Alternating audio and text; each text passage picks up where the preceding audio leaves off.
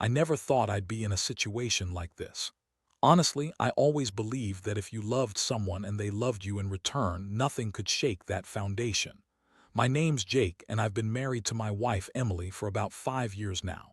We had a pretty normal life, good jobs, a nice apartment, friends, a few trips here and there. Nothing out of the ordinary at first. But a few months ago, everything started feeling different. Emily's attitude changed. She became more irritable, snapping at me over the smallest things. I'd come home from work and she'd be on her phone, closing apps quickly when I walked in. She was also more secretive about her calls, whispering when she was on the phone late at night. I figured maybe she was just stressed with work, or maybe she was keeping something from me, but I didn't push. Then her phone started ringing even when I was around. She'd grab it quickly, answer with a fake cheerful tone, and then give me a tight-lipped smile that made my stomach tighten up. She'd say she was just talking to her sister or a friend. I wanted to believe that. But something felt off. The little things started piling up, like her canceling plans last minute or her suddenly being too busy for weekends. I brushed it off, convincing myself maybe she was just stressed or had a lot on her plate. Then came the night I found the receipts. I know it sounds cliché, but I wasn't snooping deliberately. I was looking for my keys because I kept losing them, and I found a crumpled hotel receipt shoved behind a stack of mail on our kitchen table. It was from a hotel downtown, and the date was literally the night I lost my job. I remember sitting there, staring at it, feeling my heart thump hard in my chest. I couldn't believe it. That's when I knew something was seriously wrong.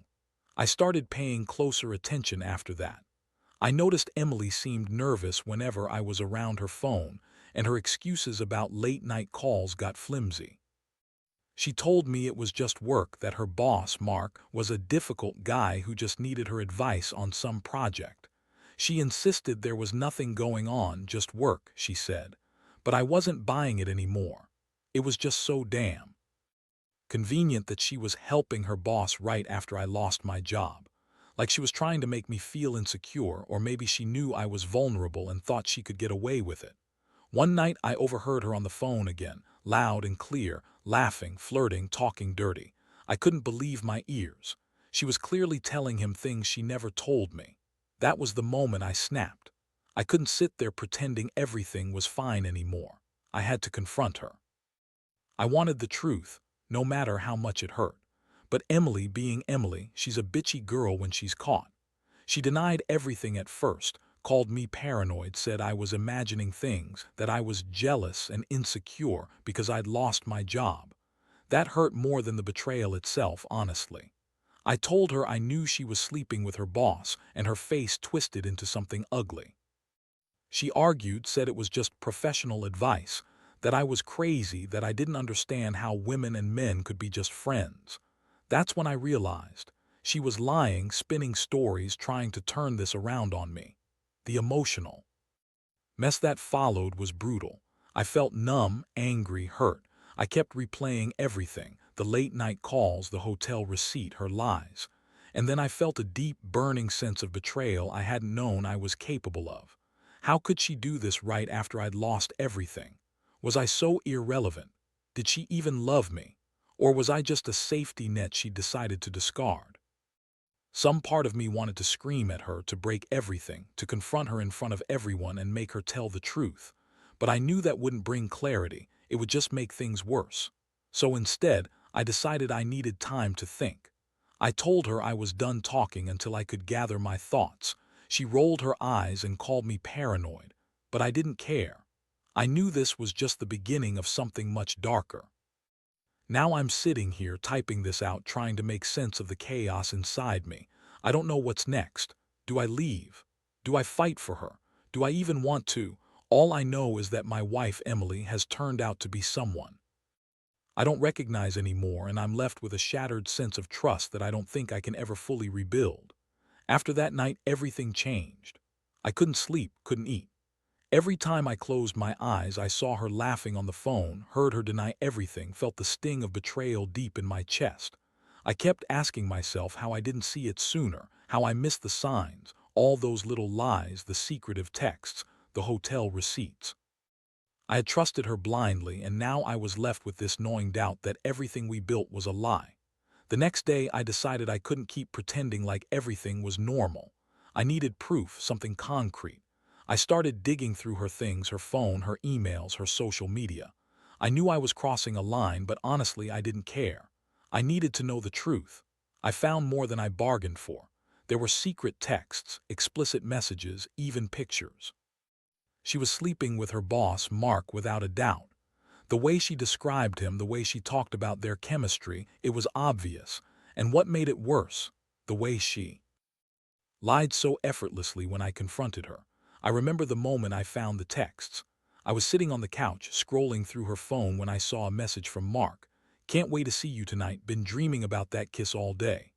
My pulse shot up. I felt like I'd been punched in the stomach. I read on, heart pounding, stomach twisting.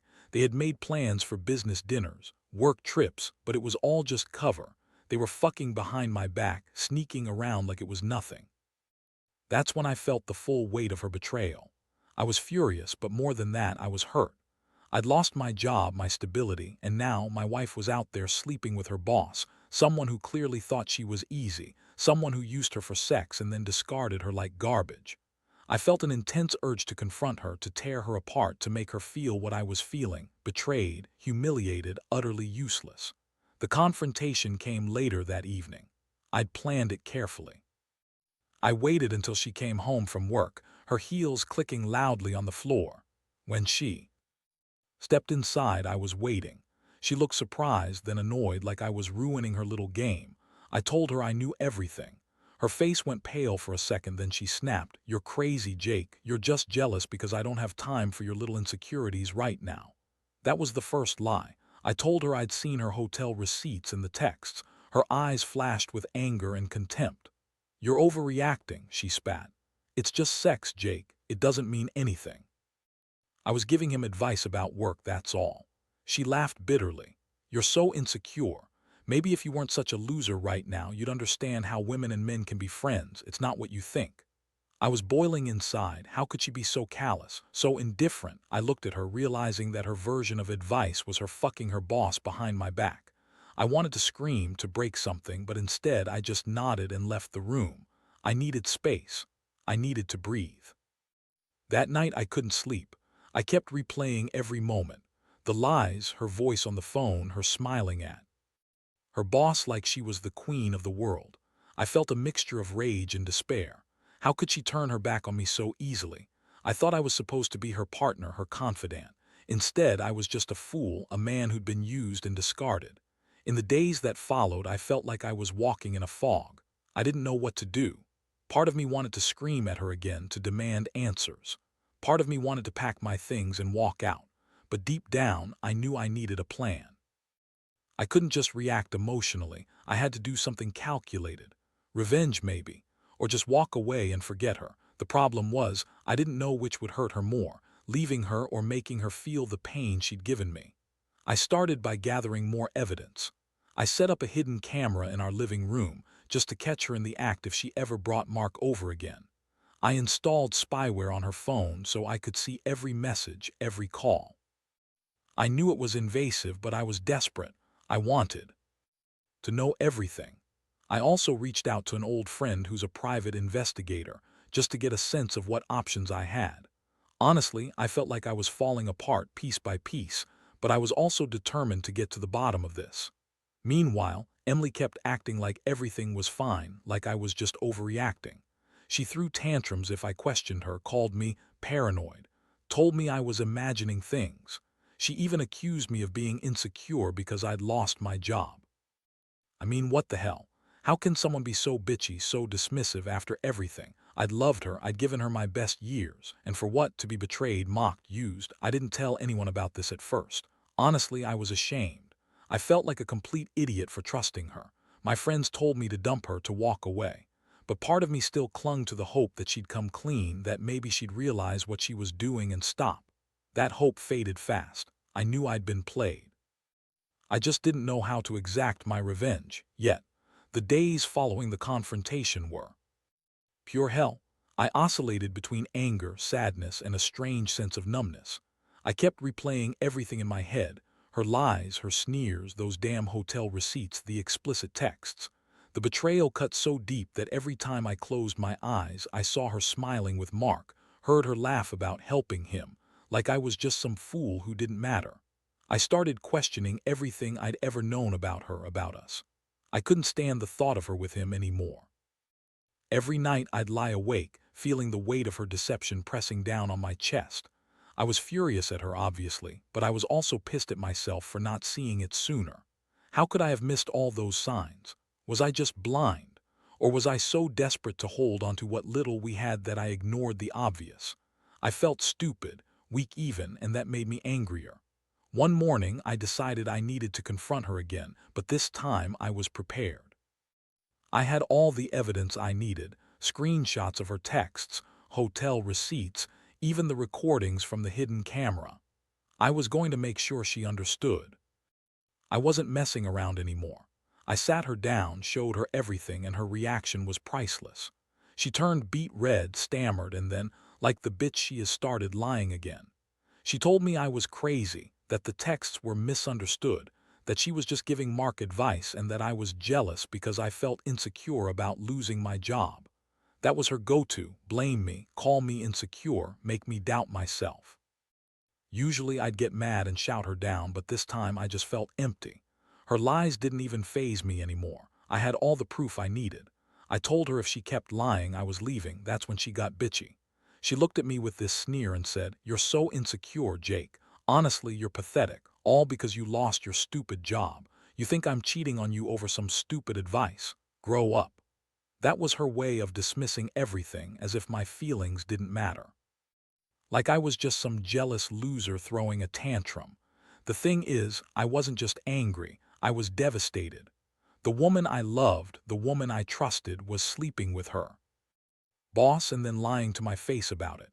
It's one thing to cheat, it's another to be so callous about it, so dismissive of my pain. I felt like I'd been punched so many times I couldn't breathe.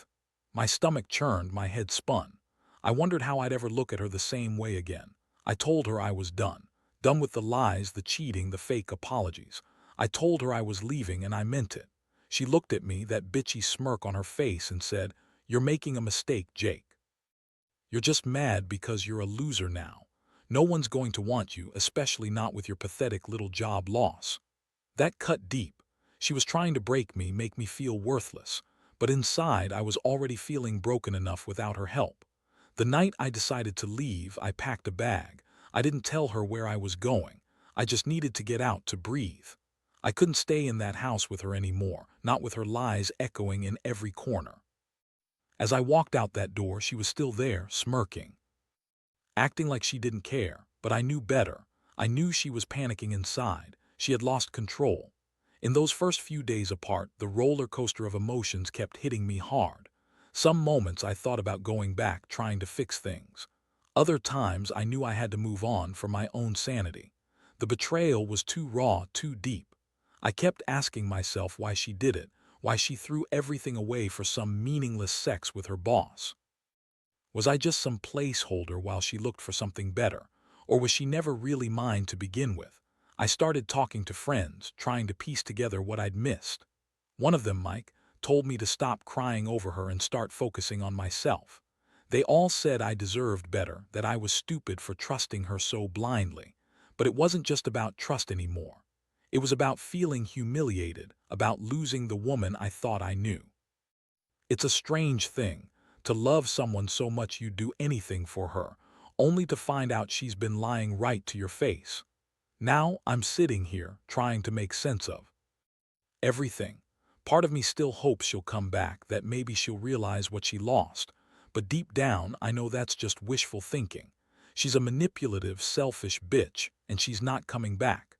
The only thing I can do now is focus on getting my life back together, rebuilding myself from the ground up, because honestly, I don't even know who I am anymore. The weeks that followed were some of the darkest in my life. I stayed with a buddy for a while, just trying to get some space, away from her, away from the mess I'd found myself in. Each day felt like a battle between rage and despair. I kept asking myself how I let it get this bad, how I ever trusted her again after everything I uncovered.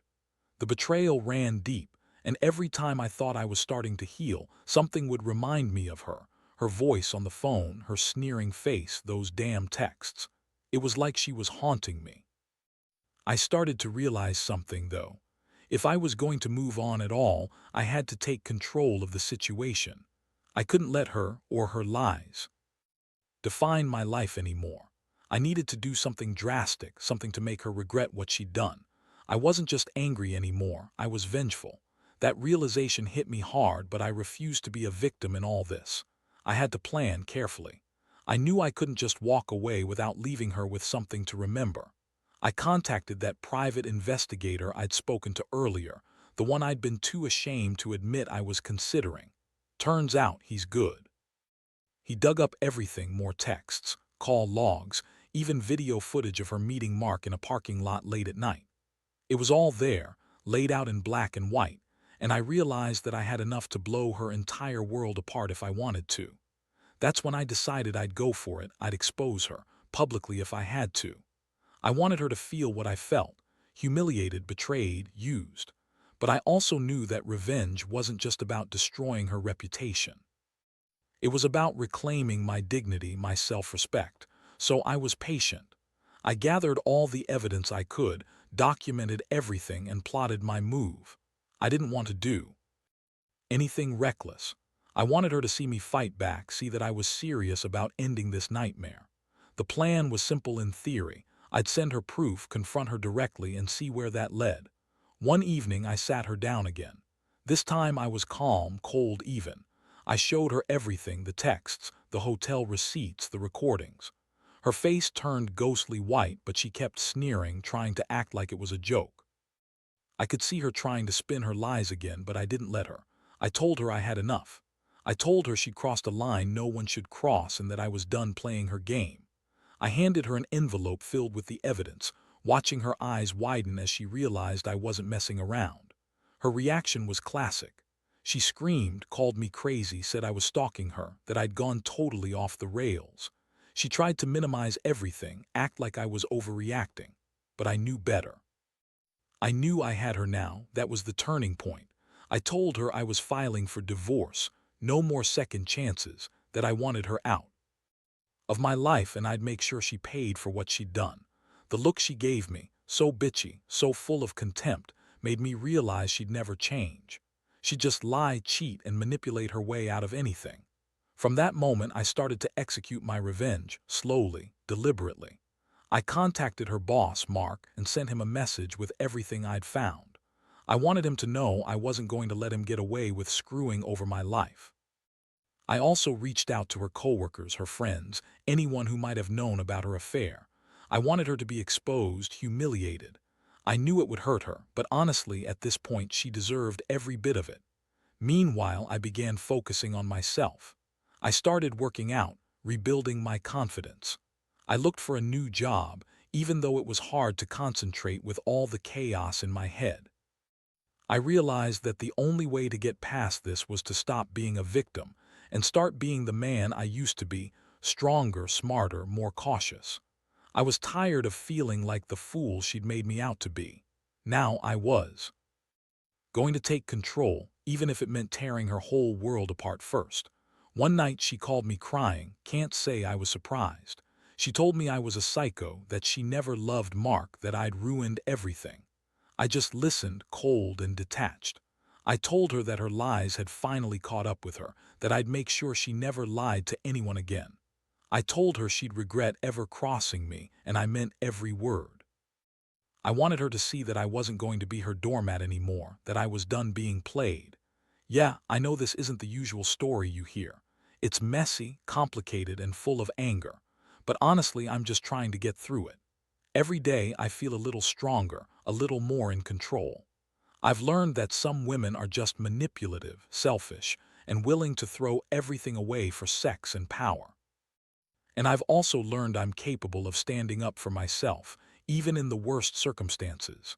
This whole nightmare has opened my eyes, and I've realized I can't trust anyone blindly, but I can rebuild. I will. The aftermath of exposing everything was a whirlwind. It all happened so quickly. One day I was gathering evidence, and the next I was sending messages to her boss, her friends, anyone who knew about the affair. I wanted her to feel what I'd been feeling, to realize that her lies had consequences. I wasn't just angry anymore. I was vengeful, and for once I felt a strange sense of power. When Emily found out I'd gone public with everything, she flipped. She called me a stalker, a psycho, said I was trying to ruin her life because I was jealous. She accused me of obsessing over her, of being obsessed with revenge just to hurt her. Honestly, I just sat there, listening to her scream and yell, feeling nothing but a cold satisfaction that I was finally taking control. I knew I wasn't going to let her manipulate me anymore. She'd pushed me to the edge, and now I was fighting back. The worst part was seeing her face contorted with rage and panic.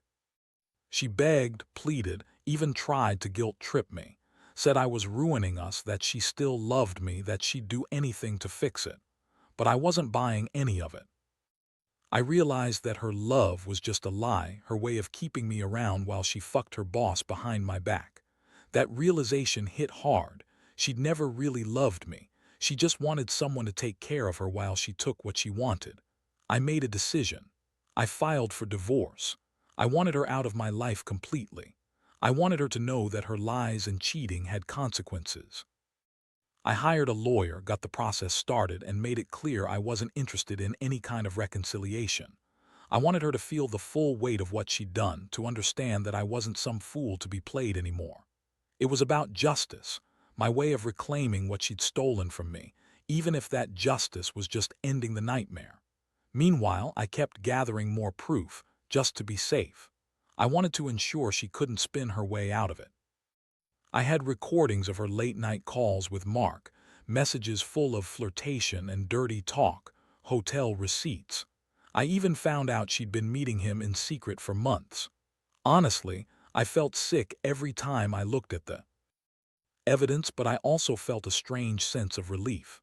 At least now, I knew the truth, and I was finally doing something about it. Her reaction was predictable. She started accusing me of stalking her, of trying to ruin her reputation. She called me crazy, paranoid, and said I was just bitter because I lost my job and couldn't handle the fact that she was more successful than me. She tried to turn it around, said I was a failure, that I was jealous of her success, that I was just a desperate loser lashing out. I just stared at her, feeling numb.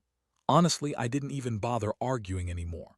I knew she was lying, she always was. The divorce process dragged on, but I was ready. I knew I had enough evidence to ensure she wouldn't weasel out of everything. I still had hope I'd get some closure, even if it hurt like hell. I started doing things I'd neglected for too long, going out with friends, working out, trying to rebuild myself. Every step felt like a small victory, a way to push back against the chaos she'd caused.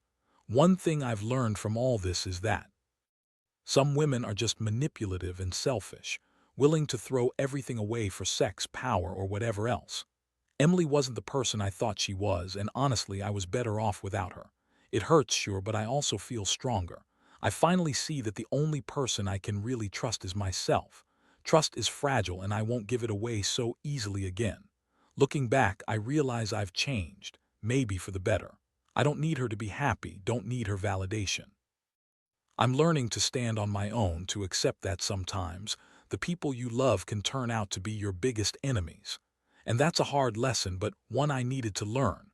I don't know what the future holds, but I do know I'm done being a victim. I'm finally taking control. And honestly, that's what keeps me going every day, knowing I've taken back some of my power, even if it's just a little. Now I sit here, reflecting on everything that's happened, and I realize I'm not the same man I was when this all started.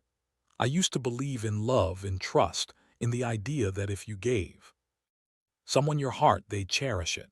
But life has a way of teaching you brutal lessons. Emily's betrayal was a wake-up call, one I never wanted but I needed. I've learned that people can be manipulative, self-centered, and willing to destroy everything for their own pleasure, no matter how much it hurts those around them. This entire experience has stripped away my illusions, forced me to confront my own weaknesses, and pushed me to grow stronger. I now see clearly that trusting blindly is dangerous, that sometimes the people you love the most can turn out to be your enemies. And while that realization hurts, it's also freed me. I've learned to rely on myself, to rebuild my sense of worth, and to understand that I don't need anyone to define my happiness. I've moved out of that apartment, started a new job, and begun the slow process of healing. Each day is a struggle, yes, but also a step forward. I've cut off all contact with Emily. No calls, no messages, no looking back. I want to forget her, but I also want to remember what she's taught me. That I'm stronger than I thought, that I can survive betrayal, and that I can rebuild my life from the ruins. For anyone who's going through something similar, let me be clear. Trust is a fragile thing, and sometimes it's broken in ways you never imagined. But you can survive it. You can rise from the ashes, even if it takes time. Don't let betrayal define you. Find your strength, your purpose, and move forward. Because at the end of the day, the only person who truly matters is you. And nobody can take away your dignity unless you let them. I don't know what's next for me, and honestly, I don't care right now. What matters is that I'm alive, I'm free, and I'm ready to rebuild. And that's enough.